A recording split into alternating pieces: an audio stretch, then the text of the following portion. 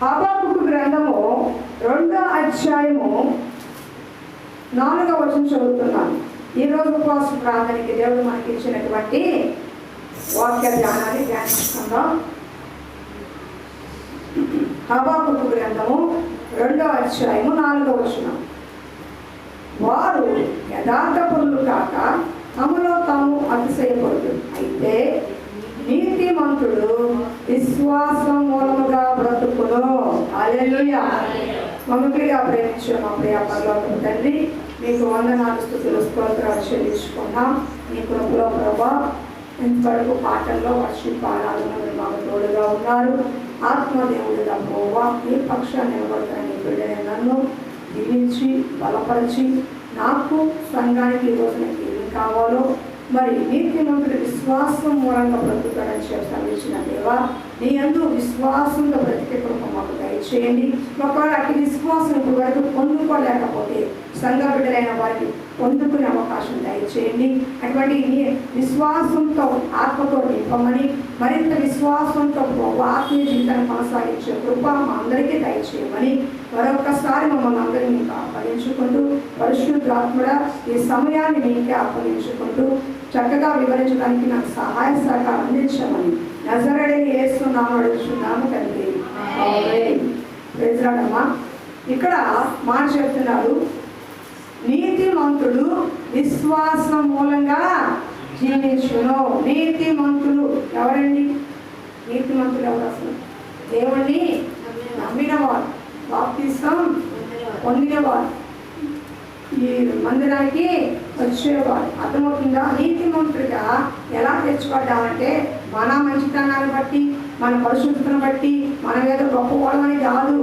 ఆయన నీతిమంతుడు, నిష్కలంకమైనవాడు, ఏ పాపము లేనివాడు, ఏ పాపం అంటానని బహు నీతిమంతుడు కనుక ఆ నీతిమంతుడు రక్తంతో మనం కడగబడ్డాము కనుక నీతిమంతులుగా తెరచబడ్డాం.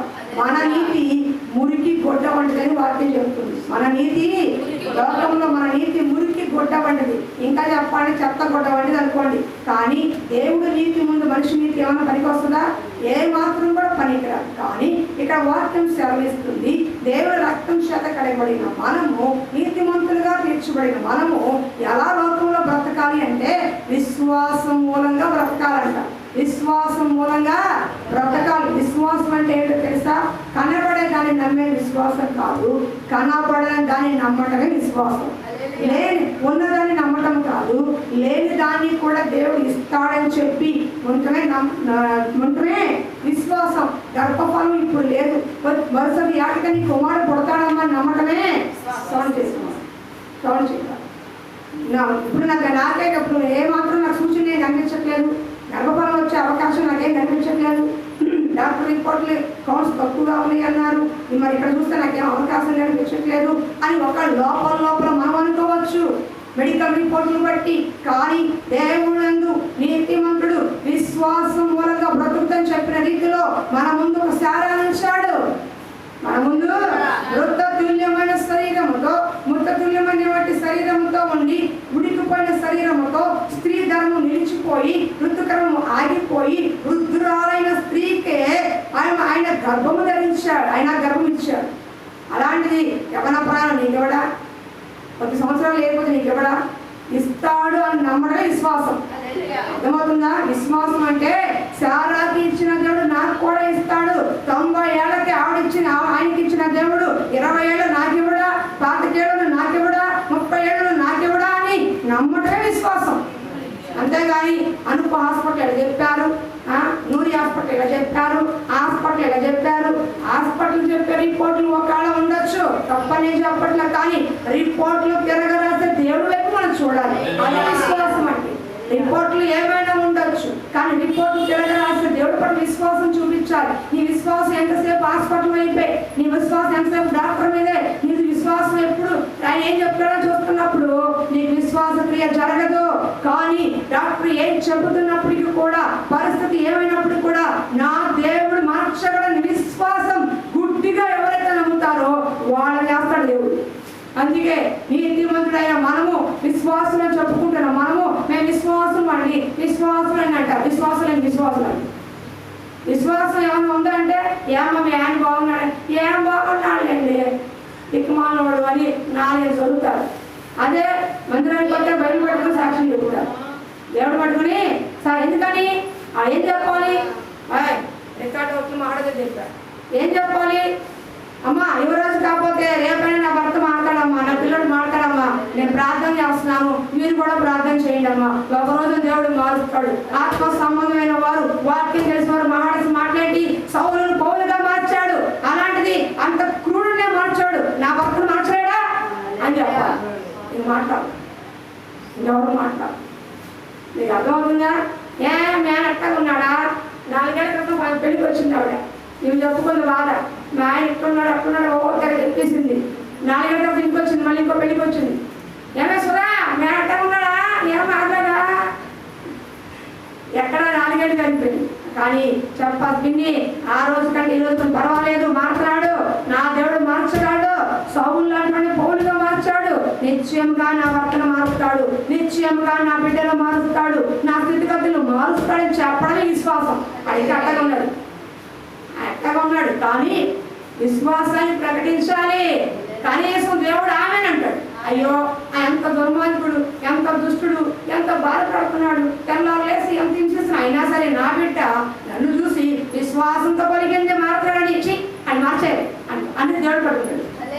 ఈ విశ్వాసాన్ని చూసి దేవుడు ఒక రోజున ఎట్లాగని తిప్పుకొడతాడు, నయానో భయానో దెబ్బ కొట్ట ఎనకొట్ట కూర్చోబెడతాడు. దేవుడా ఎక్కడున్నావు అని అప్పుడు వస్తాడు దేవుడు. దేవుడు ఎలాగైనా తీసుకురాగాడు. ఉదాహరణ చెప్పిన ముందుకు వెళ్తాను. యాకోబు తండ్రిని అన్నని మోసం చేశాడు. ఇది కూడా వాక్యంలో బాగా వినండి. తండ్రిని అన్నని మోసం చేసి 20 సంవత్సరాలు ఎక్కడున్నాడు? మామగారింట్లో ఉన్నాడు. లాభాన్ దగ్గర ఉండిపోయాడు. లాభాన్ అక్కని చెల్లిని చక్కగా పెళ్లి చేసుకుని లాభాన్ దగ్గర ఉండిపోయాడు. లాభాన్ని పెట్టేది తింటున్నాడు, చక్కగా ఉంటున్నాడు. లాభాన్ యొక్క గొర్రెలు కాసుకుంటున్నాడు, ఏదో ఫ్యామిలీ గడుపుకుంటాడు. ఒక రోజున లాభాన్ మొహం ఎందుకో మాడిపోయింది. ఎందుకు ఒక రోజున లాభాన్ మొహము మాడిపోయింది. అంటే రోజు మాట్లాడుకునే వాళ్ళు ఒకరోజు మొహం తిప్పారు. మీకు ఎట్లా ఉంటుంది? రోజు సంతోషంగా మాట్లాడి, రోజు జోకులు వేసుకుని మాట్లాడి, రోజు సరదాగా మాట్లాడిన వాళ్ళు ఒక రోజంతా మాట్లాడుకుని మౌనంగా ఉన్నారనుకో ఏమనిపిస్తుంది? నిద్ర వస్తుందా? మొహం కడుక్కోవాలి, ఇంటికి వెళ్ళిపోతాం. మొహం అంటే ఉంది. అయితే మొహం కడుక్కొని ఇంటికి వెళ్ళి చక్కగా దిండేసుకుని హ్యాపీగా పోతాం. ఓకే, నువ్వు ఇలా కళ్ళు మూసుకుని వెళ్ళి అక్కడ ఎక్కడికి వెళ్ళిపోతున్నావు, తెల్లగా ఎదుగుతావు కష్టపడి. పాపం మా స్వాతి గురించి ప్రార్థన చేయాలి. ఇంకా బలం పొందుకోవాలి, ఇంకా బలమైన సేవ అందులో చేయాలి. అర్థమవుతుందా? అయితే నేను చెప్పాను, లాభాన్ని మొహం మాడింది. వెంటనే యాకోబుకి మునపట్లాగా లేదు మీ నాన్న మొహం అన్నాడు. భార్యను చూసి మునపట్లాగా మీ నాన్న మొహము లేదు, మొహం తేడా వచ్చేసింది, మొహం మాడింది. ఎదవారి కల్లుడు రా చికెన్ కూర వండాను, అల్లుడు గారెలు వండుకున్నావు, రా తిందాం కలిసి అనేవాడు. ఇప్పుడు ఒక్కడికి ఎక్కన్నాడు. ఇదివరకు ఎక్కడికి వెళ్ళినా సరే అల్లుడు రా అక్కడ దాకా పోదాం, సెంటర్ దాకా టీ తాగొద్దనేవాడు. ఇప్పుడు ఒక్కడికి వెళ్ళిపోతున్నాడు. అంటే ఏంటి? తన మొహము మాడిపోయింది. వెంటనే అన్నాడు యాకోబు, మీ నాన్న మొహం మాడిపోయింది కాబట్టి మనకి ఉండొద్దు, పోదా మైండ్కి పోదాం అన్నాడు. ఎప్పుడు? 20 సంవత్సరాలు గుర్తొచ్చింది ఆయన పుట్టిల్లు. దేవుడు ఏం చెప్పాడు? నువ్వు వెళ్ళు, అక్కడ నేను ఆశ్రయిస్తాను, మరలా నేను ఇప్పటికి వస్తా ఉన్నాయి. 20 సంవత్సరాల క్రితం దేవుడు ఇచ్చిన వాగ్దానం అది. అప్పుడు గుర్తురాలా? పిల్లలు మోసలో పడిపోయి చక్కగా ఉండి హ్యాపీ గడిచిన గుర్తురాలా? ఎప్పుడైతే లాభాలు మొహం మాడిపోయిందో, మామ మొహం మాడిపోయిందో, మునుపుట్లాగా గౌరవించట్లేదో, మునుపుట్లాగా ప్రేమించట్లేదో, మునుపుట్లాగా పట్టించుకోవట్లేదో, అప్పుడు గుర్తొచ్చాడు దేవుడు. పద మా ఇంటికి పోదాం. ఇక్కడ గౌరవించట్లేదు, ఇక్కడ ప్రేమించట్లేదు, ఇల్లు కంపరం ఉండేది. పదా మన ఇల్లు లేదా? మా నాన్న ఇల్లు ఉంది, యాకోబు ఇల్లు ఉంది, పద అయిపోదాం. మన సామాన్ తీసుకుని పిల్లలు తీసుకుని 2 గుంపుల ఆస్తి, భార్య పిల్లలు తీసుకుని తిరిగి ప్రయాణం. అంటే తెలుసా, దేవుడు ఒక వ్యక్తిని దర్శించాలంటే ఎన్ని సంవత్సరాలకు తిరుగుతాడు వెనక్కి అని అర్థం. ఎన్ని సంవత్సరాలైనా వెనక్కి తిరుగుతాడు. నువ్వు ప్రార్థన చేయి. దేవుడు వాగ్దానం ఇచ్చి మర్చిపోయాడు. యాకోబు నువ్వు ఇక్కడికి వస్తావు, ఇక్కడ నిలబడతావు, ఇక్కడ వాడబడతావు, నేను గొప్ప జనంగా చేస్తానని దేవుడే స్వప్నంలో వాగ్దానం ఇచ్చాడు. ఆ వాగ్దానం మర్చిపోయి పిల్లల మోజులో పడి మామ పనిలో పడిపోయి ఆ గొర్రెలు కాసుకుంటూ అదే ప్రపంచంగా బతుకుతున్నారు. యాకోబుకి ఒక రోజు రానే వచ్చింది దేవుడు చూసే సమయము. లాభాన్ని మొహం మార్చే పడికి ఉండలేకపోయాడు. పద మా ఇంటికి వెళ్ళిపోదాం, మా ఊరు వెళ్ళిపోదాం పద అంటాడు. దేవుడు ఎక్కడ ఎప్పుడు ఎలా తిప్పుతాడో తెలీదు, ఎలాగైనా తిప్పుతాడు. చేయాల్సింది ఒకటే ప్రార్థన. నీకు వాగ్దానం ఇచ్చాడా? నీ కుటుంబానికి వాగ్దానం ఇచ్చాడా? పట్టుకో. అర్థమవుతుందా? అమ్మాయి దగ్గరికి వెళ్తున్నాడా? వెళ్ళే, ఏం పర్వాలా. ఆ అమ్మాయికి వీడికి ఒక హ్యాండ్ ఇచ్చి ఇంకొని పెట్టుకోండి, సరిపో. అప్పుడు అక్కడ ఎంత పెట్టానే దానికి, ఎంత చూసానే దానికి, ఎంత మోసం చేస్తుంది. నువ్వు ఒక్కరోజు కూడా నన్ను మోసం చేయలేదు, ఎంత మోసం చేసింది అని అప్పుడు వచ్చి ఏడుస్తాడు. ఎంత కూర్చుంది, పర్వాలేదు కావాలి. ఎందుకో తెలుసా? అది మొహం తిప్పింది కాబట్టి. అది తిప్పనంత వరకు వెళ్తానే ఉంటాడు. అర్థమవుతుందా? నా ఫ్రెండ్, నా ఫ్రెండ్, నా ప్రాణం, నా ప్రాణం. వాడి తర్వాతే నువ్వు నా భార్యని, ఆడి తర్వాతే నా పిల్లలు. వాడు నన్ను అడిగాడు 50,000 ఇచ్చేస్తాను. అయ్యా ఇంట్లో డబ్బులు లేవయ్యా, ఉంచవయ్యా పిల్లలకి అని. నా ఫ్రెండ్ అడిగాడు, వాడిని నేను తప్పేమన్నారు, 50,000 ఇచ్చేస్తాను. ఆడు ఇచ్చేసిన తర్వాత ఫ్రెండ్ అని వీని కష్టం వచ్చినప్పుడు ఎక్కడ అడుగుతాడని మొహం తిప్పేసుకుంటాడే, ఆ రోజు గుర్తు వస్తుంది. ఆ రోజు గుర్తు వస్తుంది. ఎందుకో తెలుసా? దేవుడు ఇలా కట్టాడు. అరే ప్రపంచం ఎట్లా ఉందరా, నువ్వు నమ్ముకునే ప్రపంచం కాదు, నువ్వు నమ్మిన వాడు కాదురా, ప్రపంచం ఎట్లా ఉంటుంది, ఇప్పుడైనా నా ఏం చూడరా అని దేవుడు ఇచ్చే జరుపులు అని. దేవుడు ఇచ్చే జరుపులు లేకపోతే మాట ఎవరు? దేవుడిని ఎవరు చూస్తారు? దేవుడిని ఎవరు చూస్తారండి? ఎవరు పట్టించుకోరు? అన్నీ జరిగిపోతున్నాయి. కానీ దేవుడికి ఏం పని? నీకు ఇల్లు ఉంది, కారు ఉంది, బంగ్లా ఉంది, అన్నీ జరిగిపోతున్నాయి. దేవుడికి ఏం పని? అవునా కదా? ఒక నొప్పి కలిగినప్పుడే, ఒక బాధ కలిగినప్పుడే, ఒక గాయం నీ హృదయంలో ఉన్నప్పుడే, నీకు అస్తమానం ముళ్ళులాగా పొడుస్తూ ఉన్నప్పుడే నీ దేవుడు వైపు చూస్తావు. అందుకని అనుమతించాడు దేవుడు. నీ పక్కనే శత్రువులు ఉంటారు, నువ్వు ఏం చేయవసరం, వాళ్ళు పొడుస్తానే ఉంటారు. నీళ్లు కడుగుతా తిడతా ఉంటారు, ఇల్లు ఉడుతా తిడతానే ఉంటారు, చెత్తలు తిడతానే ఉంటారు. అది మనం ఏం చేయదు, తిడతానే ఉంటారు. అనుకున్నంతే బయటకు వచ్చేసి ఒక మాట, ఈ పక్కెళ్ళి ఒక మాట, సొందులోకి వెళ్ళి ఒక మాట, నీళ్ళ దగ్గర కుక్క వంక నక్క వంకటి ఒక మాట వేస్తారు. ఏముండదు. ఎందుకు? అదొక సాటిస్ఫాక్షన్. అలాంటి వాళ్ళు నీ ముందున్నారా? నీకు పెట్టిన ముళ్ళది భరించు. ఒక రోజున నేను వాళ్ళ ముందు ఉన్నతంగా లేపుతాడు దేవుడు. ఒకళ్ళు అసలు ఏమి లేకపోయినా ఏమో బాగున్నామంటే ఏం బాగుంటావు, మీరే బాగుంటారు, మీ ఫ్యామిలీ బాగుంటుంది, మీ ఆయనే బాగుంటారు, మీ తాతయ్య బాగుంటాడు. నిష్ఠూరంగా మాట్లాడతారు కొంతమంది. మంచిగా మాట్లాడినా మన మీద తిరిగి నిందలేసి నిష్ఠూరంగా మాట్లాడతారు. అలాంటి వాళ్ళ గురించి అన్నావా? భరించు. ఒకరోజు దేవుడు నీ కుటుంబాన్ని హెచ్చిస్తాడు. మేలు పొందుకుని కూడా నేను తృణీకరిస్తున్నారా? నీ దగ్గర చేయి చాపి సహాయం పొందుకుని కూడా, మేలు పొందుకుని కూడా నేను అవమానంగా చూస్తున్నారా? పట్టించుకోవట్లేదా? మేలు పొందుకుని ఒకరోజు ఆకలేస్తుంది అన్నం పెట్టని వచ్చి ఈ రోజున కడుపు నిండిన మాటలు మాట్లాడకూడదు. ఒక రోజు నాకు రూపాయి ఇవ్వని వచ్చి ఈ రోజు మా దగ్గర ఆస్తులుగా మాట్లాడకూడదు. అలా ఉన్న పరిస్థితుల్లో కూడా నేను దేవుడి పైన నిలబడు. వాళ్ళ ముందు నేను నిలబడతాడు దేవుడు. వాళ్ళు లేకపోతే దేవుడి విలువ నీకు తెలియదు. కష్టం అంటూ లేకపోతే సుఖం విలువ తెలియదు. ఏడుపు అంటూ లేకపోతే సంతోషం విలువ తెలియదు. శత్రువు అంటూ లేకపోతే నీకు జయ విలువ తెలియదు. ఎదురుగా గొల్లియాతు లాంటి వాడు లేకపోతే, గొల్లియాతు లాంటి సమస్య లేకపోతే దావీదు గొప్పతనం తెలియదు. దావీదు గొప్పతనం తెలియదు. ఆఫ్టర్ ఆడుకున్నాడు పొట్టోడు. అర్థమవుతుందా?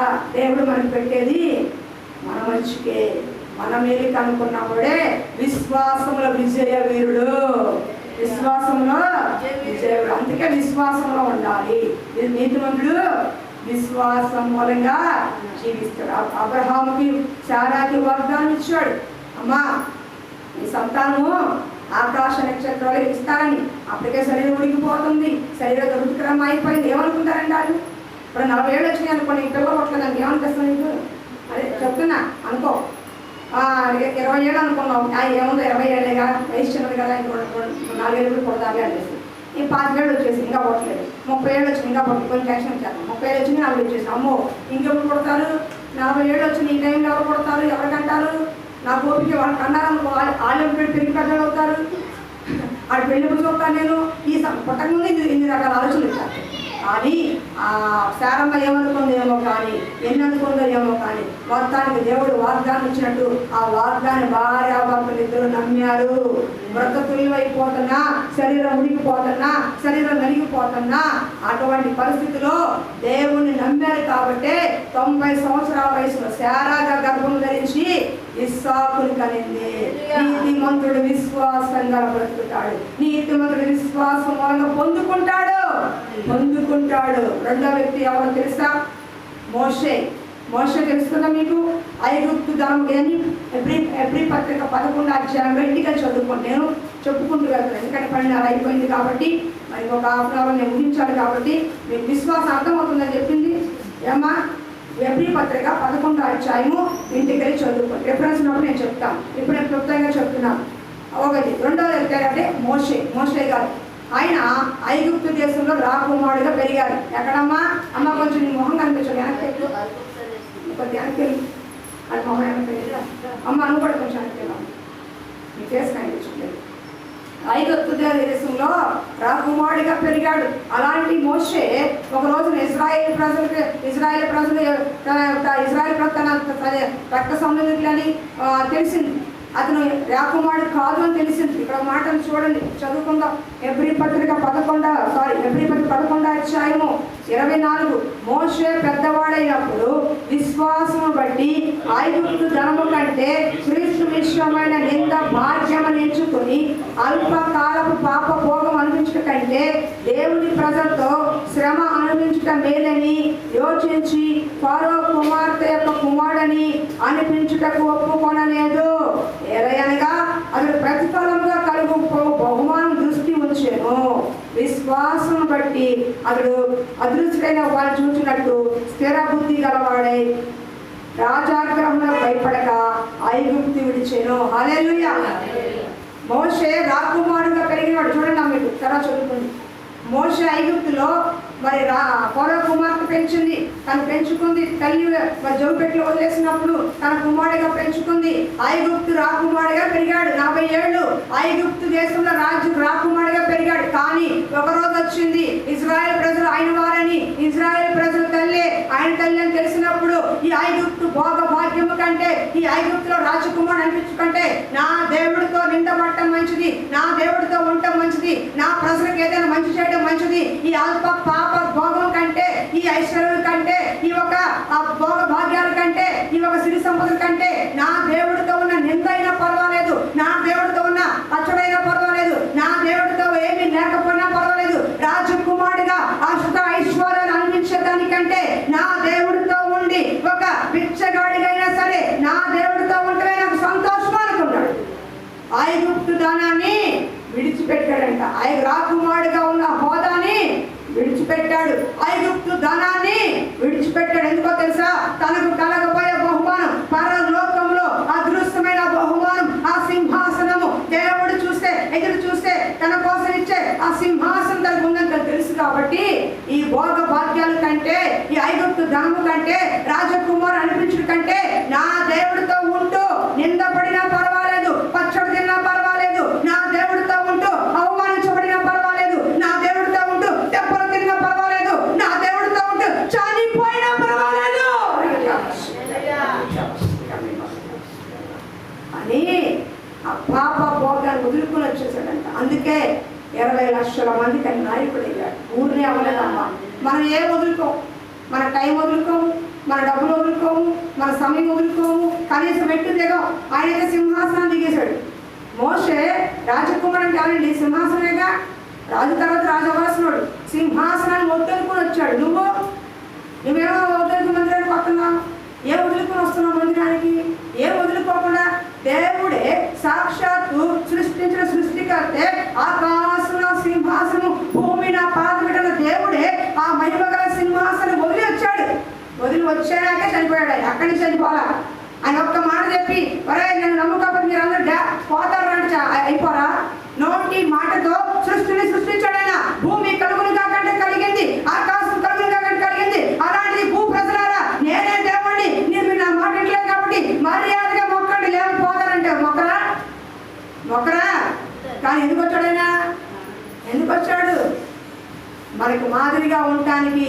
ఆయన మనిషిగా చనిపోవాలి లేఖనాలు చెప్పాయి కాబట్టి, ఆయన సంకల్పం, ఆయన చిత్తంలో ఆయన ఉన్నాడు కాబట్టి ఆ సింహాసనాన్ని వదిలి, ఆ మహిమను వదిలి నీలాంటి నాలాంటి వాళ్ళ కోసం, నీచ నికృష్టుల కోసం, దొంగలు, హంతకులు, వ్యభిచారుల కోసం, ఏ మాత్రం కూడా మనుషుల చేత కూడా వీడేసి మనిషి కాదా అనిపించుకున్న మనుషుల కోసం, నీచమైన జాతులు వారి కోసం కూడా ఆయన దిగొచ్చి ప్రాణం పెట్టి రక్తం కార్చి నీకు నాకు ఈ రక్షణ ఇచ్చాడు.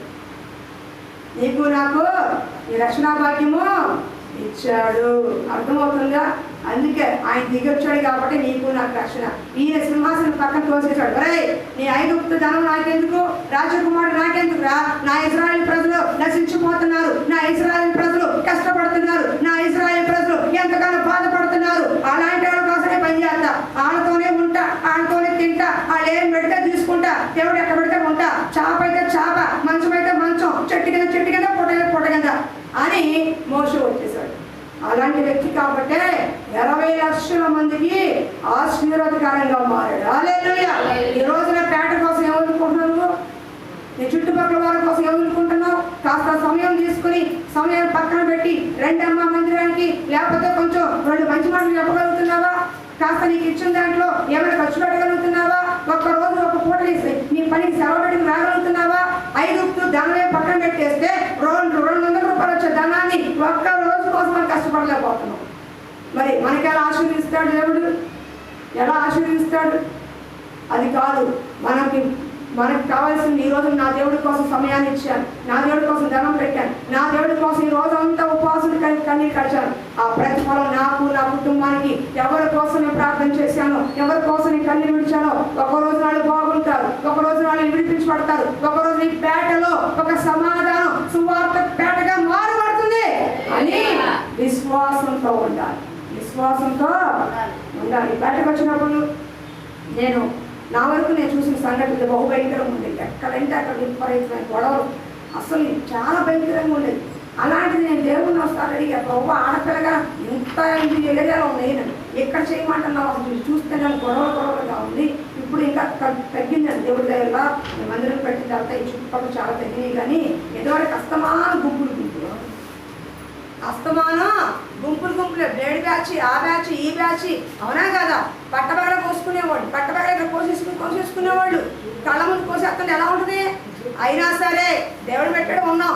కానీ ఒక రోజున బాగా దుఃఖం వేసింది. అలాంటి వాళ్ళని చూసి ఒక రోజున నాకు బాగా దుఃఖం వేసింది. ఉపవాసం ఉన్నప్పుడు ఎక్కి ఏడ్చి ప్రార్థన చేశా, ఈ పేట మార్చబడాలి. ఒకప్పుడు సువార్తపురం దొంగలపురంగా ఉంది, కానీ ఇప్పుడు సువార్తపురంగా మారింది. ఒకప్పుడు నరమాంస భక్షకులు మార్చిన దేవుడివి అయ్యా, మా పేట ప్రజల్ని మార్చండి, మా పేట యవనస్తులు మార్చండి, మా చుట్టుపక్కల వారిని మార్చండి అని కన్నీరు మున్నీరుగా ఏడ్చి ప్రార్థన చేసిన ప్రార్థన నాకు ఇంకా గుర్తుంది. నేను నమ్ముతున్నాను, సేవకురాలుగా విడిచిన కన్నీరు, 10 మంది బాబు కోసం విడిచిన కన్నీరు ఎప్పుడు వ్యర్థం కాదు. నా కళ్ళతో చూసినా, నేను చనిపోయాక చూసినా సరే ఈ పేట సువార్త పేటగా, ఈ పేట ఎవరైతే అసహించుకుంటున్నారో అనేక మంది గణపరిచే పేటగా ఇక్కడి నుంచి డాక్టర్లు లేవనెత్తబడతారు, ఇక్కడి నుంచి సేవకులు లేవనెత్తబడతారు, ఇక్కడ పరిచయం లేవనెత్తబడతారు, ఇక్కడి నుంచి అనేక మంది ఎవరైనా బిడ్డలు గొప్పగా చెప్పుకొసి లేవనెత్తబడతారు. అలా మార్చబడుతుంది ఒక రోజు. ఎందుకో తెలుసా? సేవకులు చేస్తున్న ప్రార్థన ఏది కూడా వ్యర్థము కాదు. ఈరోజు చూస్తాను, రేపు చూస్తాను, ఒకరు చనిపోయినాక పరలోకం చూస్తాను, నాకు తెలియదు. కానీ నేను విశ్వసిస్తున్నాను, ఈ పేట రూపు రేఖలు దేవుడు మారుస్తాడు. ఈ పేట రూపు రేఖలు తప్పకుండా మారుస్తాడు నా దేవుడు. నాకు నమ్మకం ఉంది. మనుషుని బట్టి కాదు, వాళ్ళు చేసే క్రియలు కార్యాలు బట్టి కాదు, నా దేవుడిని బట్టి నేను నమ్ముతున్నాను. హల్లెలూయా. చప్పట్లు కూడా నమ్ముకుడు. ఐగుప్తు బాగుందంటే దేవుడి కోసం మనం కొన్ని వదులుకోవాల్సిన పరిస్థితి వస్తే ఒక మెట్టు దిగాలి. వదులుకోవాల్సిన పరిస్థితి వస్తే పైన కూర్చోవటం కాదు, దేవుడి కోసం దిగాలి, మనుషుల కోసం కూడా దిగాలి. ఒక్కోసారి ఒకవేళ మీరు మనిషివాడు పొలగొప్పరాలు బాగా ఉండొచ్చు, డబ్బులో బాగుండొచ్చు, మీకంటే తక్కువ వాడు ఏదైనా మాట్లాడాలనుకో, అలాంటి వాళ్ళ కోసం కూడా నువ్వు మెట్టు దిగి రావాలి. దిగడం అంటే అట్టా కూర్చుని ఏంటి అంటాం కాదు, ఒక మెట్టు దిగాలి. వాళ్ళు అనామకులే, నీకంటే యోగ్యత లేని వారే, నీ ముందు ఎదురు పనికిరాని వారే, కానీ అలాంటి వాళ్ళ కోసం మెట్టు దిగి రావాలి, సింహాసనం వదిలి రావాలి, స్థానాన్ని వదిలి రావాలి. అలా వచ్చినప్పుడే ఆశీర్వాదం. దేవుడే దిగొచ్చాడు, నువ్వెంత నేనంత. దేవుడే దిగొచ్చాడు, ఆఫ్టర్ నువ్వెంత నేనే అంత. ఒకసారి సేవా పరీక్షలో ఉన్నప్పుడు నేను కూడా ఒకసారి బాధపడతా ఉంటాను. ఏంటి ఎలా ఉన్నారని చేశారు అని ఇంటికి వెళ్ళి అడుగుతాను, అమ్మ ఎందుకు రాలేదు, ఎందుకు మానేశారమ్మా, ఏంటమ్మా అని. ఒకసారి ఆ ఇంట్లో కూర్చోవాలంటే వాళ్ళు వచ్చినట్టు, ఎందుకంటే చెత్త చెదారం, ఆ గ్లాసులు చెంగులు అన్నీ అక్కడక్కడే ఉంటాయి. అంటే నేను తప్పుగా అట్లా వాళ్ళ ఇల్లు వాళ్ళు పెట్టుకున్నారు, కానీ సడన్గా కొంచెం నీట్గా అలవాటైన గొప్పకుని ఏమనిపిస్తుంది, అక్కడే ఉమ్ము చూసుకుని అక్కడే ఉమ్ము అన్నారు అంటే ఎట్లా ఉంటుంది, కొంచెం ఇది అనిపిస్తుంది. నేనండి సేవకులు కదా, దేవుని బిడ్డలు కదా, ఇల్లుకి రాకండి అందుని అక్కడే ఉన్నావు అనుకో, ఆ ఆత్మ ఇక్కడ దాకా రాదు. ఆత్మ ఇక్కడ దాకా రాదు. మన పక్కన మనం ఏంటో పక్కన పెట్టేయాలి, మన స్థానం పక్కన పెట్టేయాలి. కొన్ని పక్కన పెట్టేయాల్సి వస్తుంది. వెళ్తేనే ఒక పని జరుగుతుంది. అది నేను నేర్చుకున్నా సేవలు పీడి గారి దగ్గర. కాబట్టి అర్థమవుతుందా, కొన్ని చోట్ల వెళ్ళాల్సి వస్తుంది. వాళ్ళు వెళ్ళి చెప్తూ ఉంటే ఒక్కొక్కసారి వస్తూ ఉంటారు. కొంతమంది ఏమో వస్తావులే అమ్మా అంటారు. వాళ్ళు ఏదో పాపం దేవుడి మీద జాలి పడతారు. వీళ్ళ మీద దేవుడు జాలి పడటం కాదు, వీళ్ళే గొప్పవాళ్ళు. వస్తావులే అని మందిరం మీద దేవుడి మీద జాలి పడే గొప్పవాళ్ళు. వాళ్ళని చూస్తే ఒక్కోసారి నవ్వు వస్తుంది, ఒక్కోసారి బాధ.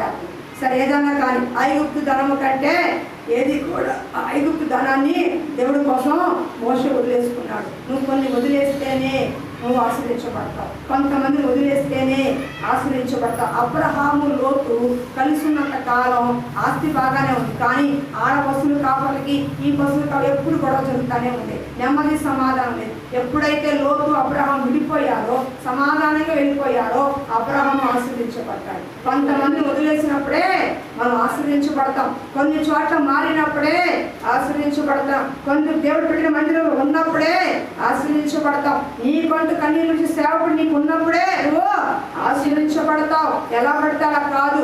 దేవుడు చెప్పిన మాట మనం లోబడినప్పుడు, విశ్వాసంతో ముందుకేసినప్పుడు దేవుడు మనల్ని గొప్ప స్థానంలో ఉంచుతాడు. ఒక రాకుమారిగా ఆ పోస్టు పైన 20 లక్షల మందికి మహానాయకుడిగా పోస్ట్ ఇచ్చాడు దేవుడు. అంతేకాదు భూలోకంలో చెప్పుకునేంతగా, తరాలు చెప్పుకునేంతగా నా ఇల్లంతుల్లో మోషే నమ్మకస్తుడు, మిక్కిలి సాత్వికుడు అని దేవుడే సాత్వించాడు. మోషే కోపిస్తి, అలాగే కోపిస్తి, అలాగే చాట్యంపర్ వ్యక్తి, కానీ అంత నిగ్రహం దేవుడు తీసుకొచ్చాడు. అంత నిగ్రహం ఆయన 20 లక్షల మంది భరించే ఓపిక దేవుడు ఇచ్చాడు. కాబట్టి విశ్వాసం ద్వారా మనం ఉన్నప్పుడు, విశ్వాసం ద్వారా దేవుడు వెంబడించినప్పుడు, విశ్వాసం ద్వారా దేవుడి వైపు చూసినప్పుడు మనకి ఏది తక్కువ కాదు. వదులుకోవాల్సి వస్తే వదిలేండి. ఒకటి వదులుకున్నావా, దేవుడు సంఘంలో నీకు అనేక బంధువులు ఇస్తాడు, అనేక ప్రేమ గల బిడ్డలు నీకు ఇస్తాడు. ఒకవేళ నీ కుటుంబాన్ని వదులుకున్నావా, ఇక్కడ 10 కుటుంబాలు నీకు తల్లులుగా ఉంటాయి, ఇంతమంది నీకు సహోదరులుగా ఉంటారు. అర్థమవుతుందా? ఎవరు వదులుకున్నా బాధపడవసరలా, దేవుడు ఒక కుటుంబాన్ని ఇస్తాడు. ఈరోజు సంఘం అంటే ఏంటో తెలుసా? ప్రేమించే సంఘం. నీ కష్టం వచ్చినట్టే ప్రార్థించేవారిగా ఉంటారు. నీకంటూ మరి ఏదైనా ఇబ్బంది కలిగితే సహాయం చేసేవారిగా ఉంటారు. నీకంటూ ఏదైనా ఆపదంటే ఆదుకునేవారిగా ఉంటారు. నీ బంధువులు వచ్చినా రాకపోయినా, మీ అమ్మా నాన్న వచ్చినా రాకపోయినా, మొట్టమొదటిగా నిలబడేది, నీ కోసం పట్టించుకునేది, నీ కోసం కన్నీరు పిడిచేది, నీ కోసం బాగోగులుగా చూసేది ఎవరంటే సంఘం మాత్రమే. నేను కాదు, మన అందరం కలిసి. సంఘం అంటే నేను, మన అందరం. మీరు లేకుండా నేను లేను, నేను లేకుండా మీరు లేరు. అర్థమవుతుందా? అందరం కలిస్తేనే సంఘము. కాబట్టి అదే సంఘము. ఎక్కడెక్కడో ట్రాన్స్ఫర్ అయ్యి ఊరు వస్తారు, వాళ్ళకి ఎవరుంటారు? బంధువులు. ఎవరుంటారండి? సంఘమే కదా బంధువులు. వచ్చిన వాళ్ళని ప్రేమగా బ్రదర్ బాగున్నారా, సిస్టర్ బాగున్నారా, వందనాలని ఆహ్వానించాలి. ఆహ్వానిస్తే వాళ్ళకి ఎంత ప్రేమగా ఉంటుంది, అవునా కదా? వాళ్ళకి ఎంత ప్రేమగా ఉంటుంది. వాళ్ళ బంధువులు వదిలేసుకునో, వాళ్ళ అమ్మ నాన్న వదులుకునో, వేరే ఊరు వచ్చి అయ్యో మంచిగా సంఘం ఇచ్చాడు దేవుడు, ప్రేమగా చూస్తున్నారని అనిపిస్తారు. అలా ఉంటారు. సంఘస్థులు ఎవరైనా కొత్త వాడు వస్తే ప్రైజ్ రాడని చెప్పాలి. వచ్చాడా ఆడే కూర్చుంటారు, వచ్చాడా ఆడే పోతారు. ఎలాంటి వాళ్ళు నేర్చుకోండి. ఎవరైనా కొత్త వాళ్ళు వస్తే వెంటనే వందనాలని చెప్పాలి. వాళ్ళ ముక్కు మొహం నీకు అనవసరం, వాళ్ళ కులపోతలు నీకు అనవసరం, అది నీకు అనవసరం. మందిరం లోపల కాలు లోపల పెడితే వందనాలని చెప్పాలి. యెహోవాను ఆశ్రయించబడిన వాడా లోపలికి రమ్ము, లోపలికి రమ్ము అన్నాడు. మూడోది ఏంటో తెలుసా? రాహాబు వేశ్యయింది కూడా దేవుని పట్ల విశ్వాసం చూపించి రక్షణ పొందుకుంది. ఏ మాత్రం కూడా రాజు భయం లేదు, ఏ మాత్రం దేవుడి భయం, ఏ మాత్రం కూడా అధికారుల భయం లేదు, ఏ మాత్రం కూడా ఇంటి భయం లేదు, ఏ మాత్రం భయం బెరుపు లేకుండా ఒక వ్యభిచార వృత్తిలో ఉన్న రాహాబు అనే వేశ్య అని బైబిల్ గ్రంథం చెప్తుంది. రాహాబు వేశ్యయింది కూడా మనుషులకు భయపడకుండా, అధికారులకు భయపడకుండా, తను చేసే పనికి కూడా భయపడకుండా, ఏ మాత్రం కూడా బెరుకు లేకుండా ఒక వేశ్య వృత్తిలో కొనసాగుతుంది. రాహాబు దేవుడికి భయపడింది. అయ్యా దేవుని వారు వచ్చినప్పుడు ఆ ఇద్దరిని దాచిపెట్టి అంటుంది, ఈ దేశము ఈ ఎరుకో పట్టణం నిశ్చయముగా దేవుడు మీకు ఇస్తాడు. నాకు తెలుసు మీ దేవుడు ఏం చేశాడో, ఎలా శత్రువు ఓడగొట్టాడో, ఎలా ఇశ్రాయేలు ప్రజలు నడిపించాడో, ఎలా మీ ముందుండి పగలు మేఘస్తంభంలాగా రాత్రి అగ్నిస్తంభంలాగా మీకు ఎలా చూశాడో, పరలోక మన్నాన్ని ఎలా కురిపించాడో, మీ పట్ల చేసిన ఆశ్చర్య కార్యాలు అద్భుత కార్యాలు వింటేనే మా గుండెలు కరిగిపోతున్నాయి. కాబట్టి నిశ్చయముగా మీరు ఇక్కడికి వస్తారు, నిశ్చయముగా ఎరుక పట్టణం దేవుడు మీకు ఇచ్చాడు. కానీ మిమ్మల్ని దాచిపెట్టాను కదా, నాకు నా కుటుంబానికి కొంచెం ప్రాణభిక్ష పెట్టండి అయ్యా అని అడిగింది. వెంటనే వాళ్ళు ఒప్పుకున్నారు. ఎరుకో కోట గోడలని కూల్చేశారు, నగరం అంతా కాల్చేశారు. కానీ రాహాబు వేసైనప్పటికీ దేవుడి పట్ల కలిగిన భయాన్ని బట్టి, దేవుడి పట్ల కలిగిన విశ్వాసాన్ని బట్టి తను మాత్రమే కాకుండా తను తన కుటుంబస్తులందరినీ కూడా ఆ బయటికి లాక్కొచ్చి రక్షించుకుంది. హల్లెలూయా. రాహాబు విశ్వాసం బట్టి నీతిమంతురాలుగా తీర్చబడింది. వేస్తే తాగుతుంది అనవసరం, ఒప్పుకుంది. అక్కడ కప్పుకునేవాళ్ళ కంటే ఒప్పుకునేవాళ్ళు కావాలి. ఏమిరా నువ్వు అట్టున్నావు అంటే నేను అట్టున్నానా, ఆడలేడా ఈళ్ళాడా అసలే అంటారు కొంతమంది ఒప్పుకుంటారు. దావీదు నువ్వే తప్పు చేసావు అన్నాడు నాతాను ప్రవక్త. వెంటనే సింహాసనం దిగొచ్చాడు. సింహాసనం దిగొచ్చి పశ్చాత్తాపడు దావీదు. చూడండి రాహాబు చదువుతున్నా, తమ్ముడు చదువు 11 ఎవరు చదువుతాం ఇంకా 11:30 మాట్లాడుతున్నాను. 11:30 విశ్వాసం 31 విశ్వాసం బట్టి రాహాబును వేశ్యవేదులు వారిని సమాధానంగా చేర్చుకున్నా అవిధేయతతో పాటు నశింపకపోయాను. హల్లెలూయా. ఇదంతా విశ్వాసం వీరులే. కానీ మీకు అర్థమవడం కోసం ఇప్పుడు తీసుకుని శాంతిగా చెప్తారు. రాహాబు ఎవరండి? ఒక వేశ్యావృత్తిలో ఉన్న ఆవిడ. కానీ దేవుడికి భయపడింది. అక్కడున్న రాజుకు భయపడలా, అక్కడున్న అధికారులకు భయపడలా, కుటుంబస్తులకు భయపడలా, నా ఇష్టానికి అని తెగించి చేస్తున్న పాపంలో నుంచి దేవుడికి మాత్రం భయపడింది. ఎప్పుడైతే దేవుడికి భయపడిందో మాత్రమే కాదు, విశ్వాసాన్ని ప్రకటిస్తుంది. వాళ్ళు ఇంకా ఎరుకోకు రాలా, వాళ్ళు ఇంకా ఎరుకొని పోల్చరా, కానీ నువ్వు తప్పకుండా మీరు వస్తారు, తప్పకుండా ఎరుకపట్టి కాల్ చేస్తారు, అప్పుడు మా కుటుంబాన్ని జ్ఞాపకం చేసుకో అని విశ్వాసంతో చెప్తుంది. ఎందుకు తెలుసా? వాళ్ళకి చేసిన దేవుడి కార్యాలు ఇక్కడ కూడా మీ పక్షాన్ని చేస్తాడు, నేను నమ్ముతున్నాను అని దేవుడికి కార్యాలు చూసి నమ్మింది. దేవుడి కార్యాలు చూసి నమ్మింది. ఆయన దగ్గర ఇంకా శత్రువులు ఎవరు రాలా, కోటపోచరా. విశ్వాసం అంటే నీ కళ్ళ ముందు కనిపించేది కాదు, కంటికి కనిపించింది విశ్వాసము. మారని వాడే మారతాడని నమ్మడమే విశ్వాసము. ఇల్లు లేకపోయినా దేవుడు నాకంటూ ఒక ఇల్లు దయచేసి నమ్మడమే విశ్వాసము. ఇంటి ముందు బండి లేకపోయినా నాకు దేవుడు బండి ఇవ్వగలని నమ్మడమే విశ్వాసము. ఏది నీకు లేదో అది ఉందని నమ్మడమే విశ్వాసము. అది ఉందని నమ్మడమే విశ్వాసము. శూన్యములో సమస్తాన్ని, నిరాకారములో ఆకారాన్ని సృష్టించగలిగిన దేవుడికి నీ విశ్వాసాన్ని బట్టే నిన్ను కనపరుస్తాడు, నీ విశ్వాసాన్ని బట్టే నీకు చేస్తాడు. రక్తస్రావం గల స్త్రీ 12 ఏళ్ల నుంచి ఆ మందులతోనే, అనేక మందులతోనే, అనేక హాస్పిటల్తో వెళ్తున్నప్పుడు కూడా ఏ మాత్రం ప్రయోజనం లేక ఆస్తి మొత్తం కరిగించుకొని దేవుడు వస్త్రపు చెరుకు ముడితే చాలని విశ్వాసంతో వెళ్ళి వస్త్రపు చెరుకు ముట్టగానే 12 సంవత్సరాల రక్తస్రావం ఒక్కసారిగా ఆగిపోయింది. దేవుడు ఏం తెలుసా? నీ విశ్వాసం నీ స్వస్థపరిచింది అన్నాడు. నేనని చెప్పలా, నీ విశ్వాసమే. దేవుడి దగ్గరికి వెళ్ళి వస్త్రం చెంగు ముడితే చాలు అనుకుని విశ్వాసం వచ్చావే, ఆ విశ్వాసం నేను స్వస్థపరిచింది అన్నాడు. కానాను స్త్రీ, అయ్యా నా కుమార్తె దయ్యం పట్టిందయ్యా, నా రక్షించయ్యా అంటే, నేను నా పిల్లలకు చూస్తాను, నీ పిల్లలకు కాదమ్మా, నా పిల్లలకి ఇక్కడ అన్నం పెడతాకు వచ్చా, నీ పిల్లలకు కాదంటే అయ్యా యజమాని పడే రొట్టె ముక్కల కోసం కుక్క పిల్లలు చూసినట్టుగా అయ్యా అయ్యా అని తను తగ్గించుకుంది, కుక్క పిల్లలతో పోల్చుకుంది, తను ఎంతగానో తగ్గించుకుని కన్నీరు మురుగ వేస్తూ నువ్వు ఒక మాట సెలవిస్తే నా కుమార్తె బాగుపడుతుందని విశ్వాసాన్ని ప్రకటించుకుంది. తను ఎంతగానో తగ్గించుకుంది, కుక్కలతో పోల్చుకుంది. నేను అప్పుడు తన విశ్వాసాన్ని చూసి నువ్వు కోరినట్టు అవును దాకా వెళ్ళు అన్నాడు. దయ్యం పట్టిన కుమార్తె వెంటనే స్వస్థత పొందింది. అమ్మ నువ్వు ప్రార్థన చెయ్యి, పాస్టర్ గారిని ప్రార్థన చేయండి, పాస్టర్ గారిని ప్రార్థన చేయండి. మరికేం చేత తిని పడుకుంటావా? నువ్వు తిని పడుకుంటావా? నీ విశ్వాసం నీ స్వస్థపరుస్తుంది, నీ విశ్వాసం నీకు లేదని తీసుకొస్తుంది, నీ విశ్వాసం నీ భర్తను మారుస్తుంది, నీ విశ్వాసం నీకు కార్యం జరిగిస్తుంది. అడగడం తప్పు కాదు, ఎవరు చేస్తారు సేవకులు సపోర్ట్ ప్రార్థన అంతవరకే. కానీ నీ విశ్వాసం స్వస్థపరుస్తుంది, నీ విశ్వాసం నీ కార్యాన్ని చేస్తుంది. అబ్రహాము చాలా విశ్వాసాన్ని బట్టే కదండి పొందుకున్నారు.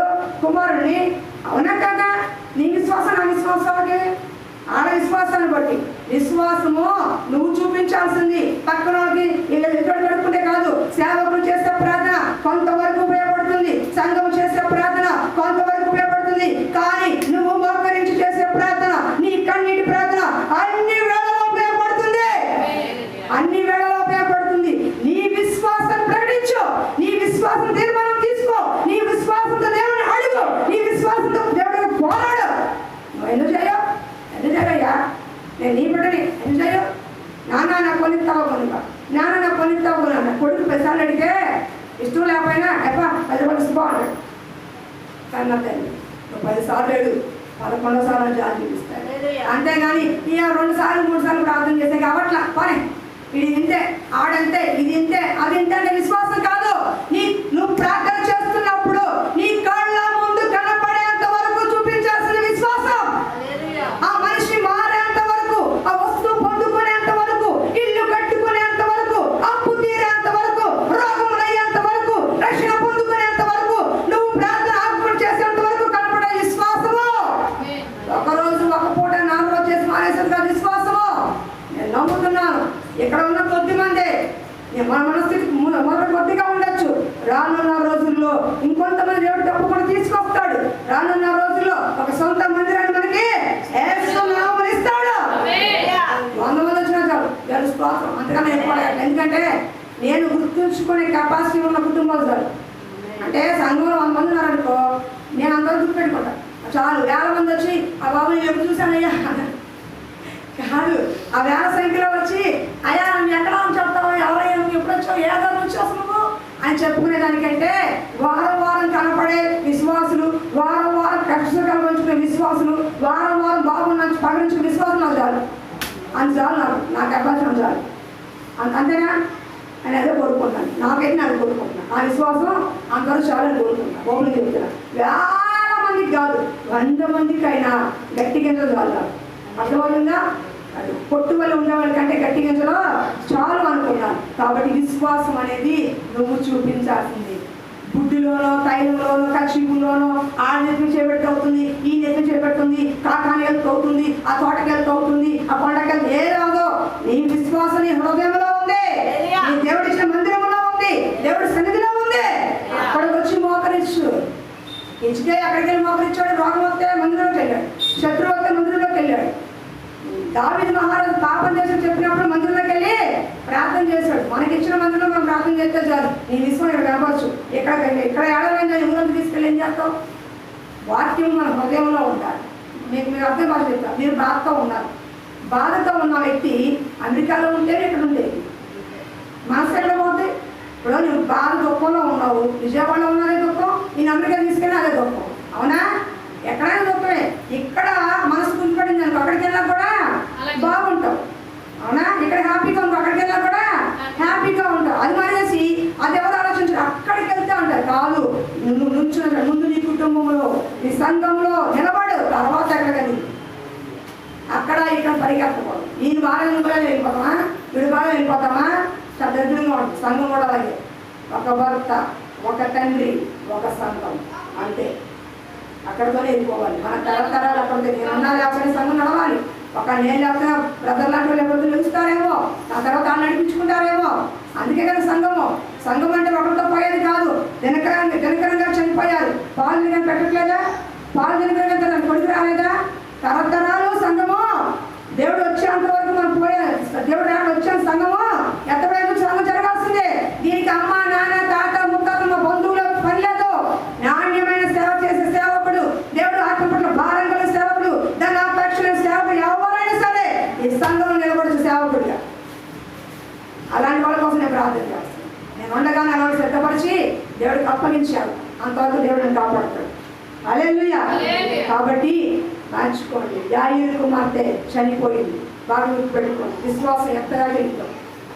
యాయీరు కుమార్తె చనిపోయింది. అప్పుడు అన్నాడు, అయ్యా నా కుమార్తె చనిపోయింది, కానీ నువ్వు మాట చెప్పయ్యా కుమార్తె బ్రతికిద్ది అన్నాడు.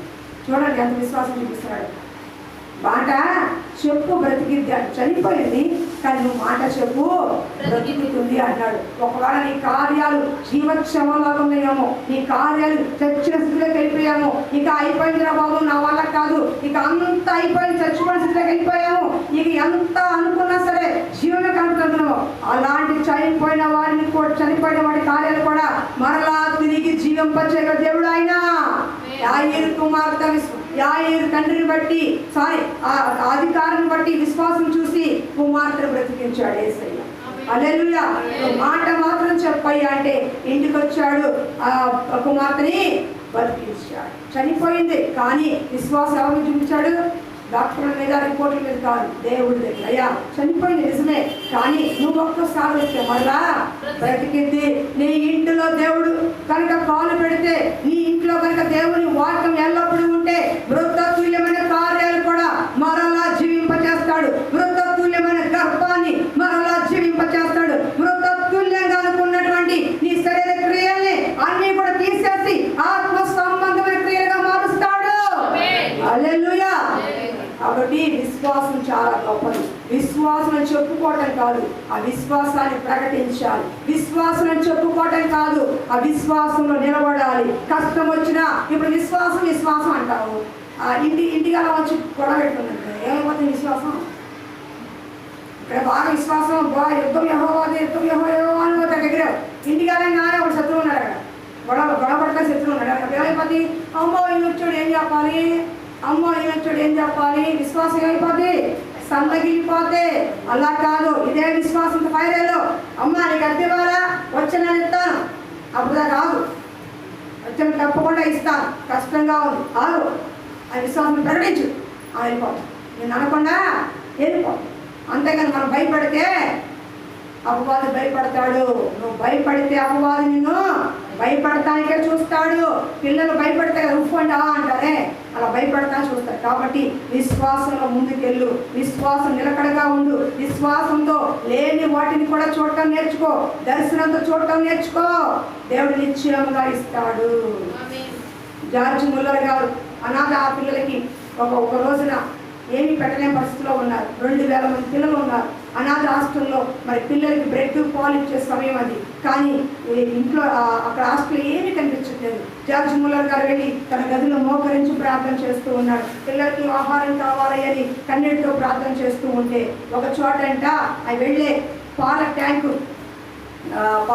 ఎంత పంచర్ అయిపోయిందంట.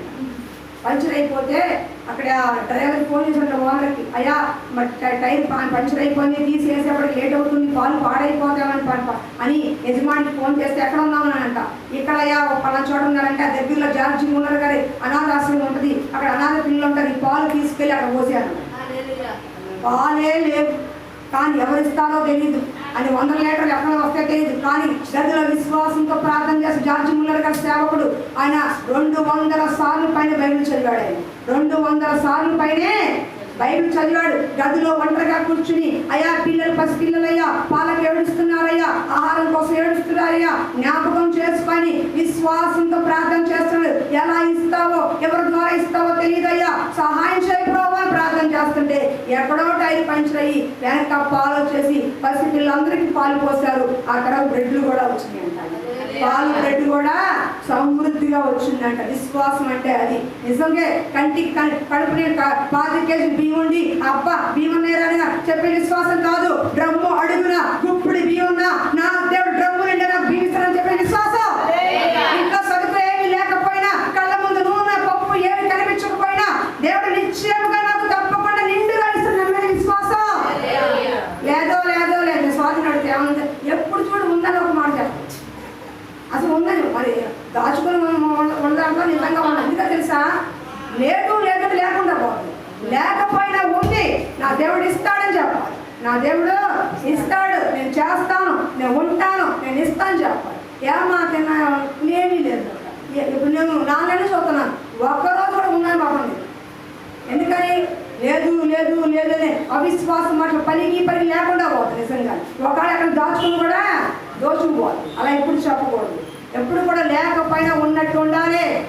ఒకసారి నా దగ్గర పర్సులో 10 రూపాయలు ఉండవు, అయినా సరే ఇస్త్రీ బట్టలు వేసుకుని బండి వేసుకుని రేయని వెళ్ళిపోతారు. చూసేవాళ్ళు ఏమనుకుంటారు, అబ్బా పాస్పోర్ట్ చూసా ఎలా ఉందో అనుకుంటారు. కానీ పర్సులో 10 రూపాయలు లేవు. ఎందుకని? నేను దేవుడి బిడ్డని అడుగునేది కాదు. ముసుగులాగా అమ్మ అని చీకిపోయిన బట్టలు వేసుకుని చిరిగిపోయిన బట్టలు వేసుకుని అమ్మ కొంచెం చెప్తావా అని అడుగునే టైప్ కాదు. నేను రాజు బిడ్డనే, నా రాజు దేవుడు, నా తండ్రి బిడ్డ. నేను నా తండ్రికి అవమానం కలిగే హుందాగా ఉంటాను. ఉన్నా లేకపోయినా తిన్నానేమన్నా పొందాగా ఉంటా. అడిగారని ఉన్నాయండి అంట, లేకపోయినా ఉన్నాయంట. దేవుడే ఇస్తాడు. నేను ఎవరిని అడుగుతానంటే నాకు బాగా తెలిసిన వాళ్ళు, నా ఫ్రెండ్స్, నేను ప్రేమించిన వాళ్ళు ఎవరైనా ఉంటే, ఏదైనా దేవుడి నిమిత్తం మంది నిమిత్తం అయితే అవసరం అనుకుంటే అప్పుడు అడుగుతా. ఇదిగో నాకు ఒక 2,000 3,000 కావాలి, నీ దగ్గర ఉన్నాయా అని అడుగుతా. ఎందుకంటే బాగా క్లోజ్గా ఉంటాయి కదా. అంతేకాని ఇక్కడ అక్కడ అక్కడ మాత్రం అడిగే ప్రసక్తే లేదు. ఏ ఉన్నా లేకపోయినా రాజు బిడ్డ నేను, రాకుమారినే, పొందాగా ఉంటా, పొందాగా ఉంటా. మీరు కూడా నేర్చుకోండి. మా ఇంట్లో స్టోర్ మేము 20 రోజులు తిన్నది. నాకు స్టోర్ మేము అస్సలు పడదు, ఎవరికి తిన్నది, ఎవరికి చెప్పాల. ఒక రోజు అడిగే దేవుడిని కోపం వచ్చింది నాకు కూడా. ఎందుకు తెలుసా, ఒక రోజున 2 పిల్లలు తీసుకుని ఒక అమ్మాయి వెళ్తుంది. వెళ్తుంటే, అమ్మ పాస్టర్ గారు నా కోసం ప్రార్థన చేయండి, చాలా కష్టంగా ఉంది, ఇంట్లో బియ్యం కూడా లేవమ్మా. వెంటనే 10 కేజీలు స్టోర్ బియ్యం నా దగ్గర. నేను అన్నాను, ఏమనుకోకమ్మా, 10 కేజీలు స్టోర్ బియ్యం ఇమ్మంటా అంటే, స్టోర్ బియ్యం పడుకోలేకపోతుందమ్మా అంటే నాకు భలే బాధ వేసింది. దేవుడి వెంటనే నాకు కొంచెం ఆయాసం వచ్చింది. ఏందయ్యా తింటాకే లేదని స్టోర్ బియ్యం తింటే కూడా వద్దని చెప్పింది. ఏ సేవకురాలు నీ సేవ చేస్తా, నాకు 20 రోజులు స్టోర్ బియ్యం పెడుతున్నావు, మరి ఆమెకన్నా తీసిపోయానా, నాకు మంచి బియ్యం ఉన్నది. 3వ రోజున ఎవరో ప్రేరేపి బస్త వేసుకుంటారు ఇక్కడ. నిజమండి, సన్న బియ్యం బస్త వేసారు ఇక్కడ. అలాగే ప్రార్థన చేశా. నీకు ఆకలి వేస్తుంది, స్టోర్ బియ్యం సమయం నీకు కడుపు పెట్టుకుంది కదా, మరి ఆవిడే కడుపులు లేకపోచ్చి పిల్లలతో పాటు నేను ఇద్దరు స్టోర్ బియ్యం అంటే నేను నీ పని చేస్తున్నా, నేను మరి నాకు మంచి బియ్యం ఇవ్వను, అది న్యాయంగా ఉందా? ఇస్తావా ఇవ్వని అడిగా. అంతే, ప్రార్థన చేసి ఇట్లా అడిగా, ఇస్తావా ఇవ్వని బిడ్డ నేను అని అడిగా. 3వ రోజునే ఎవరి ద్వారా ప్రేరేపించి బొప్పని వేశాను. నాకు నిజంగా కళలో నేను వచ్చింది. ప్రభా, నేను మంచిగా బాధగా అడిగినా నాకు సహాయం చేశారు. నిజం, విశ్వాసం అంటే అట్లా ప్రకటించాలి. ఈ రోజున ఏమున్నా లేకపోయినా ఇక్కడ నడుస్తుందంటే చాలా మందికి ఎవరికి తెలియదు. ఇక్కడ ఎవరు కూడా ఒక్క నెల అద్దె కట్టిన వాళ్ళు లేదు. ఇక్కడ ఉన్న కూర్చున్నాడు ఎవరు కూడా, మీరందరూ సాక్ష్యం. కానీ సంవత్సరం నుంచి నడుస్తుంది. ఎందుకని? విశ్వాసం ద్వారానే. నీ బిడ్డగా ఇక్కడ నిలబడ్డా నన్ను అవమానించకయ్యా అని కన్నీరు మున్నీరుగా నువ్వు చేస్తావు, నువ్వు నిలబెడతావు, ఎవరి ద్వారానే పంపిస్తావు అని విశ్వాసం ప్రకటిస్తున్నాయి. కాబట్టి దేవుడు ఈ రోజు వరకు మనకి స్థానాన్ని ఇచ్చాడు, ఇక ముందు కూడా ఇస్తాడు. రానున్న రోజుల్లో శ్రమ పడేవాడిని, ప్రార్థించే వాడిని, గుప్పులు విప్పేవాడిని, సహాయ సహకారం లేవనెత్తాడు దేవుడు. తన ఘనమైన పరిచయ నిమిత్తం లేవనెత్తుతాడు. రాత్రి బ్రదర్ వచ్చి పాట పాడి ప్రార్థన చేసిన సంతోషం అనిపించింది. పురుషులు రావాలయ్యా, ప్రార్థించాలి, పాటలు పడే రావాలని 4 నెలలకు ప్రార్థన చేస్తున్నా. 4 నెలలకు ప్రార్థన చేస్తుంటే రాత్రి వచ్చాడు. 4 నెలల నుంచి ప్రార్థన చేస్తుంటే ఆయన రాత్రి వచ్చారు. 4 నెలలు ప్రార్థన చేస్తుంటే బుజ్జివాడైన మొన్న వచ్చి బయట పట్టలేసి కూర్చున్నాడు. అక్క ఏ పని చేయమంటావు, మందిరం పని అన్నాడు. అంటే ప్రభునందు పడ్డ ప్రయాస, కన్నీరు, రక్తం కాదు. ఈ రోజుకైతే రేపైనా ఎవరెవరు ఎక్కడ నడిపించాలో దేవుడు సిద్ధపరుస్తాడు. హల్లెలూయా. కాబట్టి విశ్వాసం చెప్పుకోవటం కాదమ్మా, నీ విశ్వాసము పరీక్షించబడుతుంది. నీ విశ్వాసము ఎదురుగా శత్రువు ఉన్నప్పుడు తెలుస్తుంది. నీ విశ్వాసము నీ ఇంట్లో ఏమి లేనప్పుడు తెలుస్తుంది. నీ విశ్వాసం నీ భర్త నేను కొట్టినప్పుడు తెలుస్తుంది. అమ్మ బుజ్జి ఏంటా నీకు మల్లెపూలు కావాలా, హల్వా కావాలా అన్నప్పుడు మా ఆయన బంగారం అంటాడు. ఏదో కాకపోతే కొట్టాడు. ఈనాడే వీడంతా డాష్, అది కాదు విశ్వాసం. హల్వా ఇచ్చినా బంగారమే, కొట్టినా బంగారమే, అదే విశ్వాసం. ఒకరోజు నిజంగా బంగారంలో మారతాడు. అర్థమవుతుందా? సరే, ప్రార్థన చేసుకుందాం. హల్లెలూయా. కాబట్టి విశ్వాసం ప్రార్థన చేసుకుందాం. మనం ఒకరించండి, ఒక విశ్వాసంతో అడగండి. ఇప్పుడు వరకు అడగలేదేమో, అడగండి. విశ్వాసంతో అడగండి, అడగలేదేమో విశ్వాసంతో అడుగు. త్వరగా మోకరించి ప్రార్థన చేయండి. 1 నిమిషం టైం తీసుకుని విశ్వాసంతో అడగండి. అయ్యా నీ కృపలో నన్ను బ్రతికించయ్యా. అయ్యా నేను అవిశ్వాసాలు అయిపోతున్నానయ్యా, విశ్వాసం లేని దాన్ని అయిపోతున్నానయ్యా, నాకు సహాయం చేయ ప్రభువా, నాకు సహాయం చేయ ప్రభువా. విశ్వాసంలో ఉండే కృప నాకు దయచేయి. అవిశ్వాసాలుగా ఉండొద్దయ్యా, అపనమ్మకం కలిగించొద్దయ్యా. నీ యందు నమ్మకం కలిగించయ్యా, నీలో నన్ను నిలబెట్టయ్యా, నీ కొరకు నన్ను బ్రతికించయ్యా, నీ సాక్షిగా నాకు ఉంచయ్యా. అన్నీ ఉన్నప్పుడు కాదయ్యా, ఏమీ లేకపోయినా నీ యందు విశ్వాసం ఉంచే మనసు మాకు దయచేయి ప్రభువా. నీ కొరకు బ్రతికే బ్రతుకు మాకు దయచేయి ప్రభువా. సహాయం చేయి ప్రభువా, సహాయం చేయి ప్రభువా. నా విశ్వాసాన్ని అయ్యా పెంపొందించయ్యా, నా విశ్వాసాన్ని బలపరచయ్యా, నా విశ్వాసాన్ని గణపరచయ్యా. నాకు నువ్వు తప్ప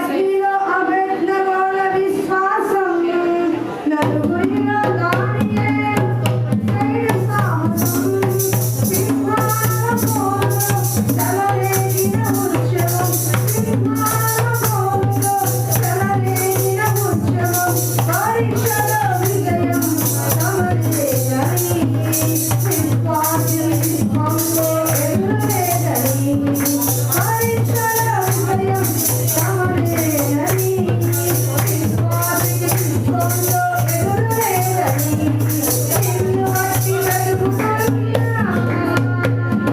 నిరీక్షణతో జీవిస్తున్నా, నిన్ను బట్టి వెతుకుతున్నా,